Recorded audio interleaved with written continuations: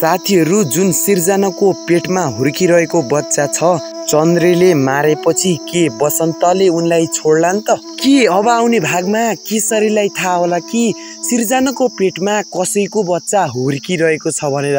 लगायत केसरी भाग 55 को बारेमा आजको यस भिडियोमा रिभ्यू गर्न गइरहेका छौं। त्यसैले च्यानलमा नयाँ हुनुहुन्छ भने सब्स्क्राइब गर्नु होला र कमेन्टमा केसरी लेख्न भने नभुल्नु होला। केसरी भाग 55 मा चाहिँ बसन्तले सिर्जना त्यस्तो गम्भीर अवस्थामा लडेको चाहिँ देख्छन्। त्यस्तो अवस्थामा देखेपछि बसन्त चाहिँ एकछिन एकदम डराएका हुन्छन्, यो कसले गर्यो र यो गर्नमा कसको हात छ भनेर। त्यसपछि उनले धेरै कुरा नसोचिकिन उनलाई चाहिँ हस्पिटल लाउँछन् र त्यसपछि केसरीले पनि भन्छन् कि सिर्जना अहिले गम्भीर अवस्थामा छन्, तिमी छिटो हस्पिटल आऊ भनेर चाहिँ भन्छन्। त्यतिबेला चाहिँ डाक्टरले भन्छन् कि उनको पेटमा चाहिँ कसैको बच्चा रहेको छ। त्यसपछि केसरीले थाहा पाउँछन् कि उनको पेटमा चाहिँ कसैको बच्चा हुर्किरहेको छ भनेर।